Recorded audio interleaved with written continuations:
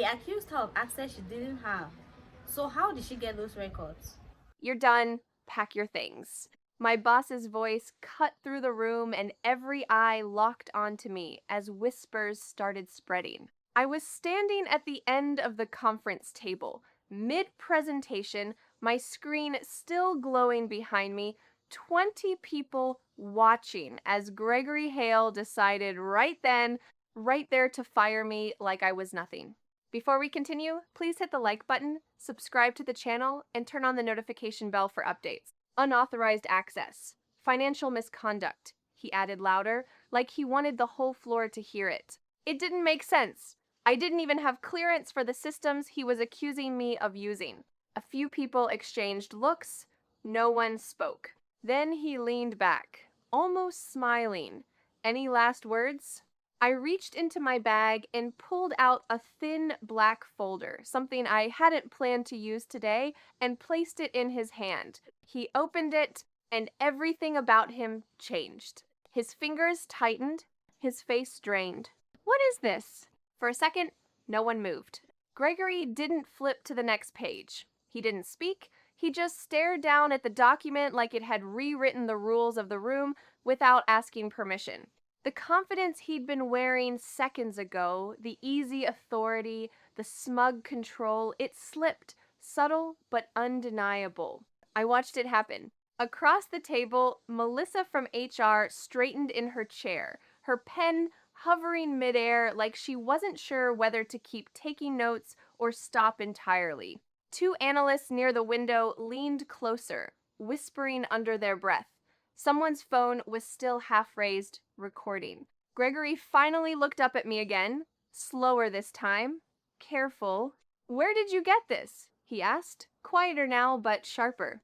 I didn't answer. Because that wasn't the real question. The real question was why he suddenly looked like he'd just realized something he couldn't undo. He swallowed, then flipped another page faster now. His jaw tightened, his thumb pressed harder against the paper like he could smudge it into something else, something less precise. You don't have access to this level of information, he said, but the edge in his voice had changed. It wasn't authority anymore. It was doubt. I tilted my head slightly. Are you sure about that? A ripple moved through the room. People weren't whispering anymore, they were watching, waiting. Gregory's eyes flicked back down to the folder, scanning, calculating, and then he stopped again, completely still. This time, his hand actually shook, and that's when I realized he finally understood what he was looking at. But he hadn't said it out loud yet. The room didn't breathe. Gregory's fingers hovered over the page like touching it again might make it worse. He didn't look at me this time. He kept his eyes locked on the numbers, the signatures, the approval chains that weren't supposed to exist. Walk me through this, he said finally, but it wasn't a command anymore. It sounded careful. I crossed my arms, not defensive steady. You already did that when you accused me. A few people shifted in their seats. That landed. Gregory exhaled sharply, like he was trying to reset the room. This is internal data, restricted. You don't have clearance for financial authorizations at this level. That's interesting, I said, glancing briefly at Melissa from HR, because according to you, I somehow used that exact access to commit fraud. A couple of heads turned toward him now. That contradiction hung there, heavy. Gregory's jaw flexed. He flipped back to the first page, scanning faster this time, like he was trying to find something, anything to regain control. These approvals, they're tied to my credentials. That doesn't mean anything. Credentials can be spoofed. Of course they can, I said evenly, but patterns are harder to fake. I stepped closer to the table, tapping one section of the document. Same time windows, same routing paths, same external accounts receiving the transfers. Silence deepened. Someone near the back whispered, "External accounts?" Gregory's head snapped up. Enough. Louder now. Sharper. He pushed his chair back slightly, like he was about to stand. This meeting is over. No, I said. It wasn't loud. but it cut clean through him. He froze. "You ended my employment in front of everyone," I continued, my voice steady, controlled. "You made accusations. Specific ones. I think it's only fair we stay consistent." The word consistent seemed to hit harder than anything else. Melissa slowly set her pen down. No one moved for the door. Gregory looked around the room, and for the first time, he didn't have it. The control, the certainty. People weren't waiting for his lead anymore. They were watching me. His voice dropped again. "You're out of line." I met his gaze. "Then correct me. Explain the transfers." A beat. He didn't. Instead, he reached back into the folder, this time more cautiously, and pulled out the next sheet I had placed behind the first. His eyes moved across it, stopped, and something in his expression cracked just slightly, but enough because this wasn't just transaction data. This was something else, something he clearly hadn't expected to see. He looked up at me again, slower now, like he was recalculating everything he thought he knew. "What exactly are you implying?" he asked. I held his gaze. "Nothing," I said quietly. Then I slid another document across the table toward him. "Go on," I added. "Finish reading." His hand hovered over it, and for the first time since this started, he hesitated. Gregory didn't touch the document right away. His hand hovered over it like it might burn him, like whatever was on that page had already done enough damage just by existing. The room felt tighter now, smaller. Even the air conditioning hum seemed louder, sharper. "Open it," I said. Not a challenge. Not loud. Just inevitable. A few chairs creaked as people leaned forward. No one was pretending to work anymore. No one was whispering. Gregory finally grabbed the paper. He pulled it closer, eyes scanning the header first, then dropping line by line. And then he stopped breathing. It wasn't subtle this time. His shoulders stiffened. His grip tightened so hard the edge of the page bent slightly under his fingers. "What is this?" he repeated, but now it came out thinner, strained. I didn't answer because now everyone could see it. Melissa stood up halfway from her chair, like she couldn't help herself. "Gregory, what does that say?" He didn't respond, so I did. "It's an authorization log," I said, my voice calm, cutting clean through the silence, cross-referenced with executive override privileges. A murmur rippled through the room, quieter this time, heavier. Gregory finally looked up, and there it was. Not anger, not control, fear. "That's not possible," he said quickly. "You don't have access to executive level." "I told you," I interrupted, not raising my voice. "I didn't need access." That landed hard. His eyes narrowed, searching my face now like he was trying to find the version of me he thought he understood, the quiet analyst, the easy target, the one he could pin this on. But that version wasn't there anymore. Behind him, someone whispered, "Executive override. That's board level, isn't it?" Another voice, quieter or higher.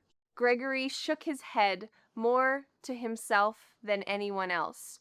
No, this doesn't make sense." He looked back down at the page, scanning faster now, more frantic. Because the document didn't just show transactions, it showed authority. The kind that couldn't be faked. The kind that didn't come from clearance levels, or permissions, or IT requests. The kind that came from ownership. "You forged this," he said suddenly, louder again, but it cracked halfway through. "This is fabricated. It has to be." I took a step closer, close enough that only he and the people nearest the table could feel the shift. "If it's fake," I said quietly, "then why does it match the board registry?" That word hit the room like a dropped weight. Board.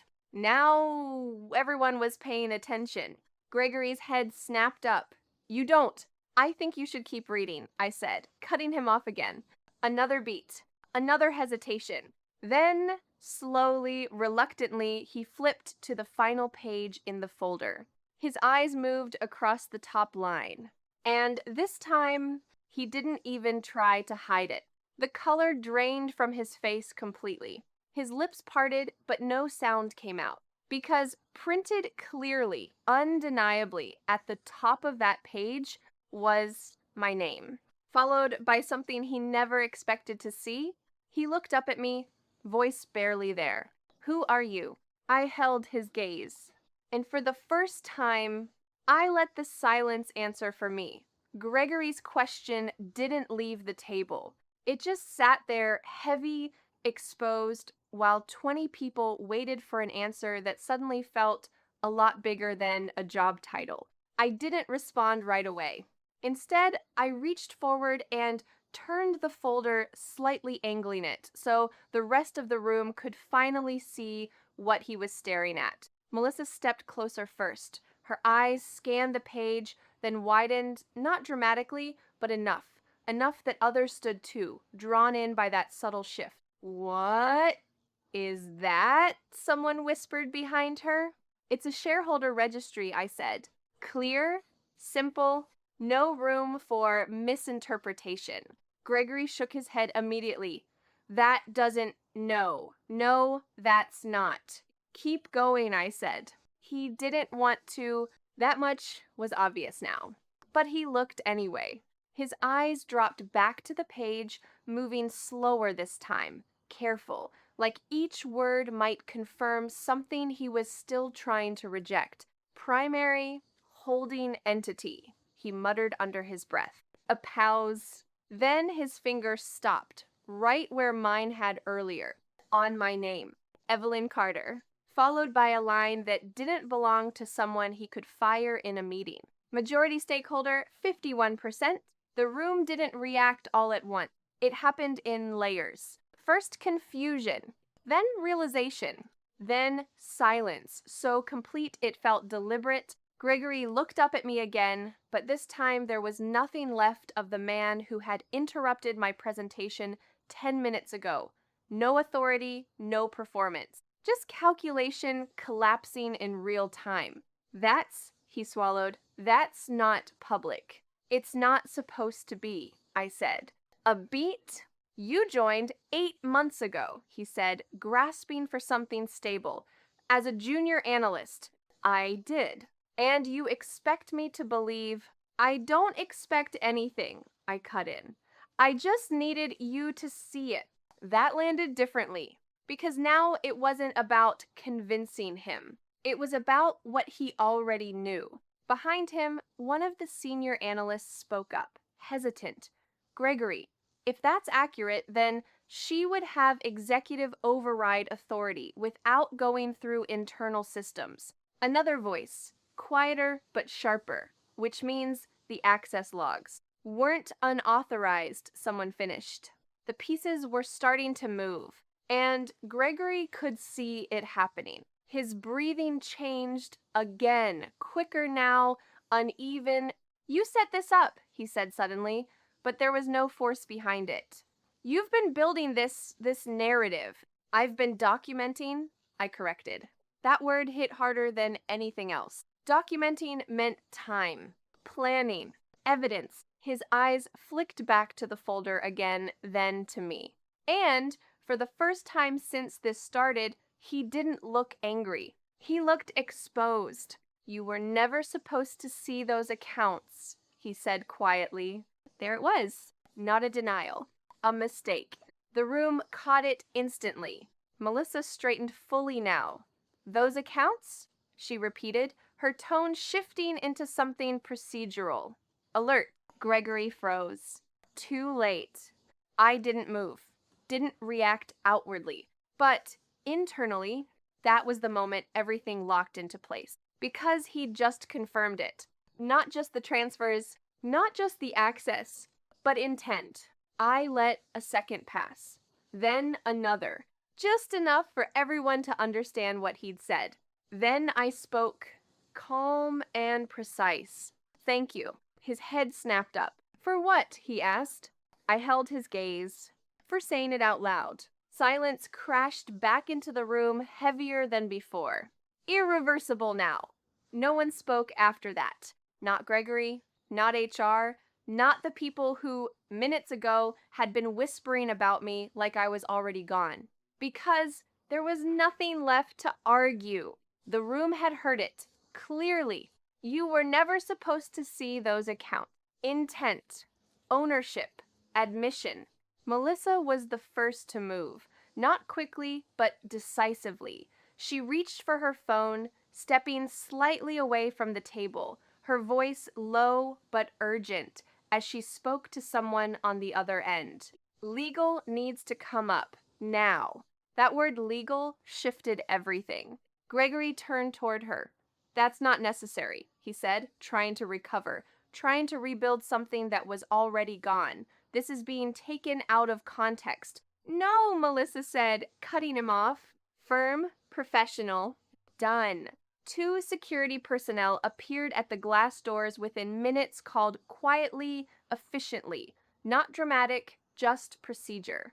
Gregory looked at them, then back at me. This isn't over, he said, but the threat didn't land. It couldn't. Not anymore. I didn't respond, because it was over for him. They asked him to step out. He hesitated just for a second, like he might refuse, like he might try to hold on to the room one last time. But there was nothing left to hold. He walked out. And just like that, the power he'd used so easily disappeared. The door closed behind him. Silence again. But this time, it wasn't tense. It was recalibrating. 20 people trying to understand how the person they'd watched get fired was now the one everything revolved around. I exhaled slowly, the first real breath I'd taken since this started. Melissa returned to the table, her posture completely different, now measured, respectful. Evelyn, she said, choosing her words carefully, we'll begin a formal internal investigation immediately. Full cooperation, full transparency. I nodded once. That would be appropriate. No emotion, just structure. Because that's what this was always about, not revenge. Correction. Within the hour, the company's legal team arrived, laptops opened, copies of the documents were made, statements began. The evidence didn't just suggest misconduct. It mapped it, layer by layer. Gregory Hale had been diverting funds for over a year, splitting transfers into smaller amounts, routing them through external accounts masked behind shell entities. It was precise, careful, but not invisible. Not to someone who had access beyond the system. Not to someone who owned the system. By the end of the day, he wasn't just suspended. He was under formal investigation, with charges being prepared, fraud, embezzlement, abuse of executive authority. The same room where he'd tried to end my career became the place that ended his. The fallout spread quickly. People who had supported him laughed at his comments, echoed his decisions. They grew quiet, distant, careful with their words. Others avoided me entirely, not out of guilt, out of uncertainty, because now they didn't know who I was supposed to be. The quiet analyst, or something else entirely? By late afternoon, the board had been notified. An emergency meeting was called, and for the first time since I walked into this company 8 months ago, I didn't sit at the side of the table. I sat at the head. No introductions were needed. They already knew. The blind trust. The ownership structure. My father's name, the co-founder, quietly tied to mine in documents most people never saw. I had come in quietly for a reason. To see what the company had become without influence, without protection, without anyone performing for me. And now I had my answer. I looked around the room at executives who suddenly sat straighter, spoke more carefully. Effective immediately, I said, my voice steady. We're initiating a full financial audit across all departments, external oversight included. No one interrupted. No one questioned it. Transparency isn't optional anymore. A pause, neither is accountability. The meeting moved forward from there, structured, controlled, efficient, exactly how it should have been all along. Hours later, I found myself back in that same conference room. Alone this time, the city lights reflecting off the glass walls, the table cleared, the tension gone. I set the black folder down in front of me again, closed now, finished. What started as a public humiliation had turned into something else entirely. Not by chance, by design. I leaned back slightly, letting the quiet settle.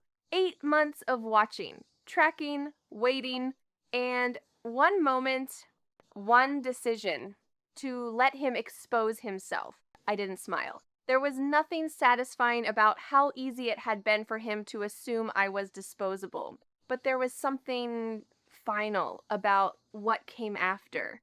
A reset, a correction. I stood, gathering my things. As I reached the door, I paused just briefly, looking back at the room where everything had shifted. Then I turned off the lights and walked out. So, was he arrogant? Or did he think she would never reveal who she really was?